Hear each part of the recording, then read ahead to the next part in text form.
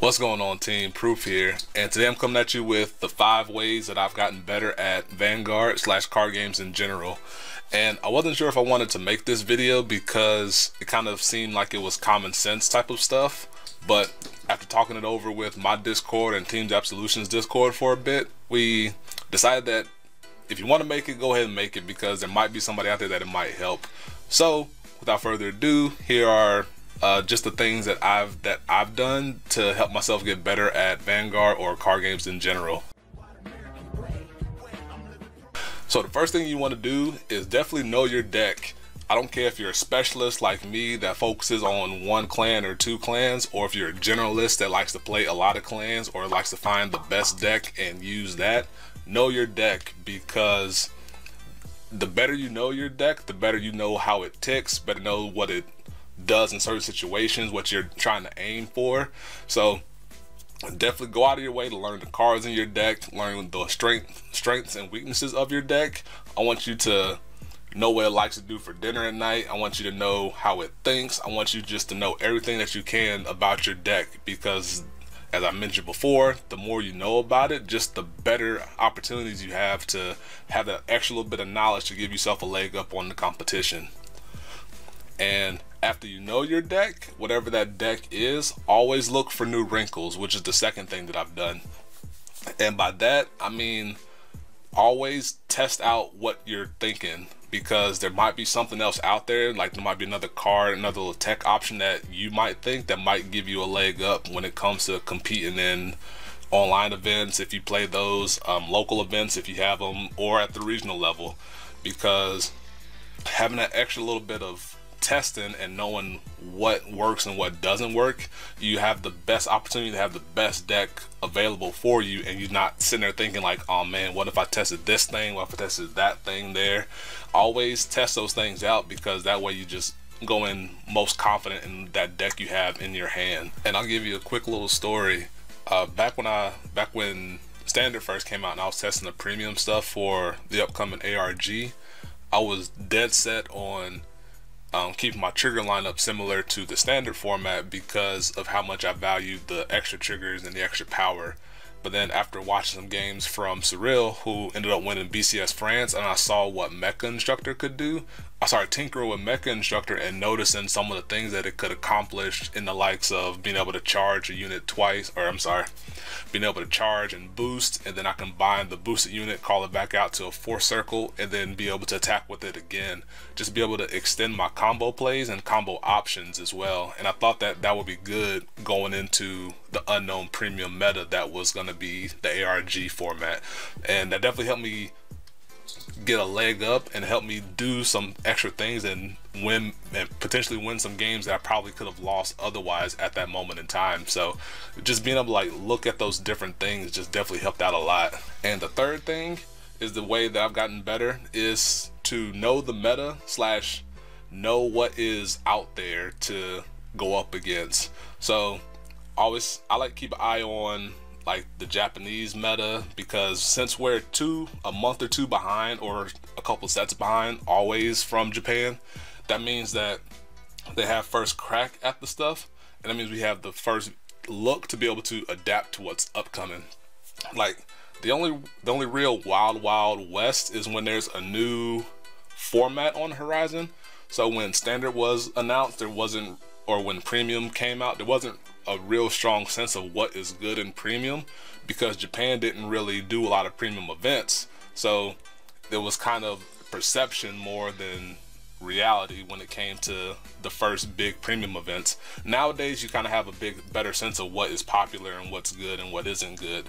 But when it first started out, it was kind of like, oh man, like what am I going to bring to this event? Because like I think I'm going to run into Royals, because they have the Tarna stuff. I think I might run into OTT because of Ichitam, and then these new decks kind of pop up. So that was kind of the only real anomaly, but more times than not, we're going to have data from the Japanese side to be able to form our own thoughts and opinions on what we might expect. And then from there, you kind of just have to know what meta you're preparing for, whether it's your local meta, and you might think you have like a lot of Kagero decks, so you don't want to bring certain decks, or if you're going to a regional event where you want to have something that's more general and have a better sense of what the tier 1 decks are. So just go in there, know as much as you can about what the meta presents, and then have a better sense of what you want to bring to that deck, to your deck, and follow steps 1 and 2. And then the fourth thing that I've done is that I've built myself a knowledge network. So what that means to me is that I have my Discord channel, I have Twitter, I have Facebook. I follow a few Facebook groups out there, and I've kind of put pieces in place to always have a stream of information coming to me to help facilitate the previous steps, because the more that you know that is out there, and being able to have people that can help prepare you for events, or have a certain knowledge that you, or a certain idea that you haven't really thought of, you might help yourself out to better prepare yourself for what's out there. And I want to give a huge shout out to my Discord channel and all those that have been really helpful to either me or to others that are looking for deck advice, because as I mentioned before, there might be somebody out there that's thinking a little bit differently than you. So when you have when you're getting ready to prep for an event or something, being able to have somebody out there just to give yourself a better idea of what to prepare for, or have a different tech option that you want to maybe incorporate, and or have testing partners, because that's a really huge thing when it comes to building yourself a knowledge network, is having a close-knit group just to be able to bounce ideas off of and have a testing group to help work with you. And the last thing that I've done, and that kind of puts everything together, is to practice. We talking about practice, not a game, not a game, not a game. We talking about practice. And there's no real other way around it, that you have to somehow, some way practice your deck, your new wrinkles, practice against the meta, and then having that knowledge network kind of ties it all together into this encompassing word of practice. Because without that, you're gonna just go in there not ready for what's presented to you. You're gonna misstep along the way, because there might be a combo you didn't think of or notice with the cards present in your hand. You might feel bad if you have to G-assist or something like that, or you have just a bad hand and you don't know how to work your way out of it, but maybe with practice you can figure out new ways to go about it. Always, always, always practice what you have and what you're thinking about leading up to an event. Because to me, if you have a set deck, maybe after doing steps 1 and 2, you have something set, and then you do another version of step 2 to tweak with that deck, you can always revert back to what works and what is good to you. But if you don't test that stuff, you don't know what is really good, and maybe there's something that you missed along the way. So always keep testing, always keep tinkering, always keep practicing, because those are the main things that you need to do ahead of an event to have yourself most ready.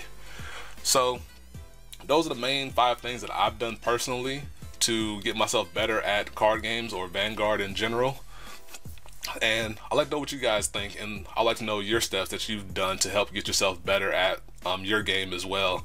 So hope you guys enjoyed this. Hope it was a little less than common sense. Hope it was a little bit more than just common sense bullet points for you guys, and hopefully it finds some way to help you out in the future. So that'll do it for me. Hope you enjoy, and until the next one, peace. Be easy. Not the game that I go out there and die for and play every game like it's my last. Not the game. We're talking about practice. Listen.